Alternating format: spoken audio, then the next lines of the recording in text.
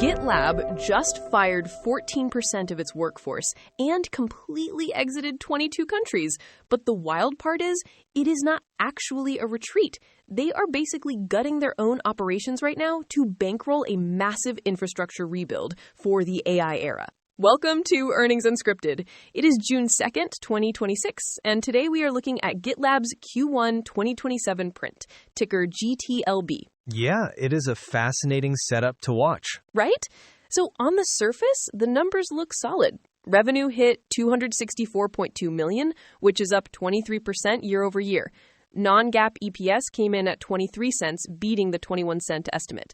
But the stock action was, violent.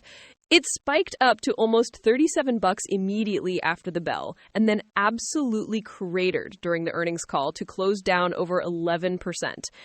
What did the street see that spooked them so badly? They saw the bill. Look, top line is fine. But beneath that, gross margins actually dropped from 90% down to 88%. And that is entirely because they are running a much heavier mix of SaaS and AI cloud hosting costs now. You are watching a high-margin, on-premise software business structurally transition into a much heavier, lower-margin AI business. Which, before we get too deep into diagnosing their gross margins, I should quickly remind everyone that this is all just our personal opinion and absolutely not financial advice. So, okay. The margins are taking a hit because the literal cost of doing business is changing, but they still beat expectations. Why sell off 11%? Because the core business of selling traditional developer seats is flatlining.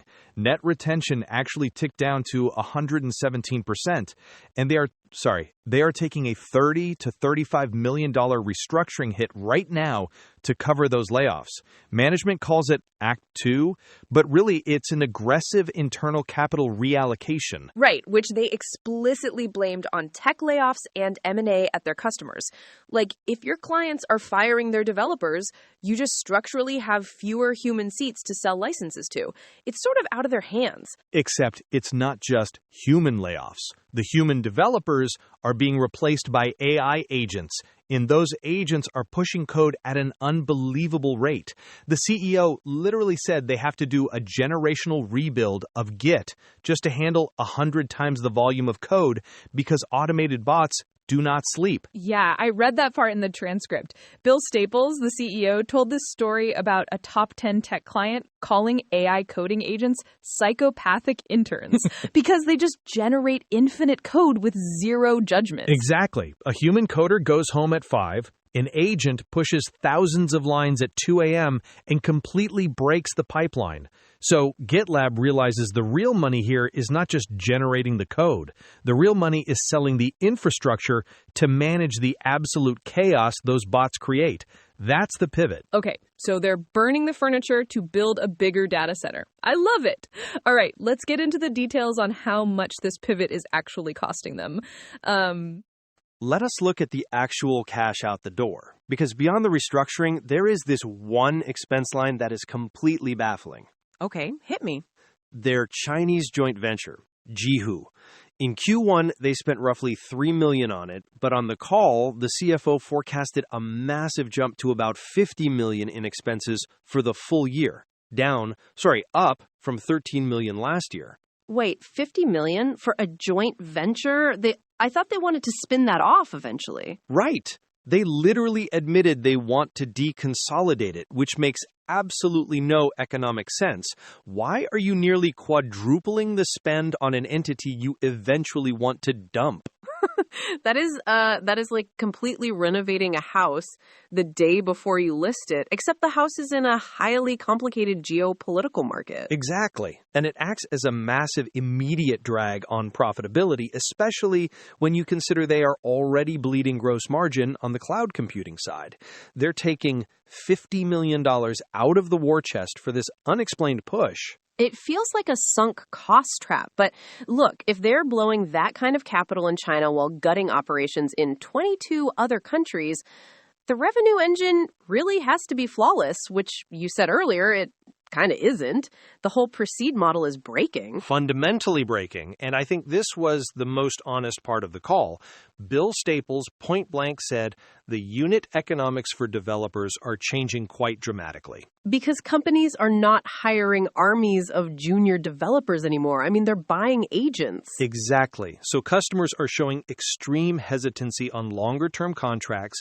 Why sign a 3-year enterprise deal for 1,000 seats if half those people might be replaced by a coding bot next year? You just would not do it. Yeah, and that perfectly lines up with that Zillow story from the transcript. Zillow shifted heavy workflows onto AI and got this 40% spike in engineering output. But the sheer volume of code meant they basically had to migrate 2,000 developers straight over to GitLab Dedicated just to structurally handle the velocity. Which exposes the exact problem with flat per-seat billing. You have bots doing 100 times the work of a human, chewing up massive server compute, but GitLab only gets paid for the single human license holding the leash. Wow, yeah, that is a terrible business model for the AI era. Oh, it's brutal. You're basically subsidizing your customers' AI efficiency, and that's why they're pre-announcing a new pricing program called GitLab Flex at their upcoming event. Flex. Okay, so like a consumption model. A hybrid. They're mixing traditional seat-based licensing with usage-based consumption credits. So when your psychopathic intern bot goes rogue and pushes 10,000 pipeline tests at 3 in the morning, GitLab actually gets paid for that compute time. Right, so they charge the human a flat salary and the bot pays an hourly wage. I mean, they have to do that. They just don't have a choice if they want to survive this platform transition. None at all. But shifting your entire massive enterprise customer base from predictable, flat-rate subscriptions over to a completely unproven consumption hybrid, that is incredibly rocky territory for deferred revenue. It really is. I mean, you're basically ripping out your entire pricing floor while simultaneously rewriting your foundational server architecture. So stepping back, where does this actually leave their trajectory heading into next quarter? It leaves them staring at a surprisingly steady 15 to 16% top-line growth for Q2, which lands right around $272 to $274 million. Okay, so they are tearing the house down to the studs, but somehow still promising the roof will not leak? That is bold. It is, and they actually raised their full-year revenue projections. But the catch is the bottom line. Jessica Ross, the CFO, was very clear that they expect profitability to completely trough in Q3. Because all those one-time restructuring costs are finally hitting the income statement? Right. The timing of the investments post-restructuring all collides in the third quarter. Plus, and this is the really important part, they are operating under the assumption of absolutely no material revenue contribution from the Duo agent platform for the entirety of fiscal 2027. Wait, I was going to ask about that. They are assuming zero AI revenue basically for the whole year while spending all this capital to rewrite the core architecture? Yeah. The entire focus right now is just converting those pilots into production. They are not padding the forecast with it. So you are asking Wall Street to look past the near-term margin pain, ignore the bloated China joint venture expenses, and essentially wait a full 12 months for the real AI payout. Which is a massive test of patience.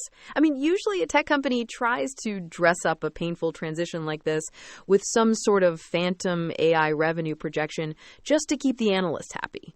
Exactly. But they are not faking a miracle. They have roughly $1.3 billion in the war chest. They're buying back shares to absorb the dilution, and they're just taking the operational hit. Honestly, I kind of respect the transparency. Yeah, I do too. It feels like one of those rare moments where management is actually acting like a long-term business instead of just, massaging the quarterly optics. They see the AI agent era arriving and they want to own the guardrails. True. Let us just see if the market actually grants them the time to finish building them. Fair point. I guess we'll find out next quarter if investors decide to be patient or just, psychopathic interns about it. Always bet on the psychopathic intern. Good rule of thumb. All right, that covers the big structural shift for GitLab. If you want these conversations to just magically show up in your feed, hitting follow on your app is the easiest way to do that. And just as a quick reminder, we do use AI tools behind the scenes to help us compress all those dense SEC filings into something actually listenable. But we want to know what you want to hear next. So drop your ticker requests at earningsunscripted@datamadness.ca or just grab the X link down in the show notes. Thanks for listening, and we will catch you next time. See you out there.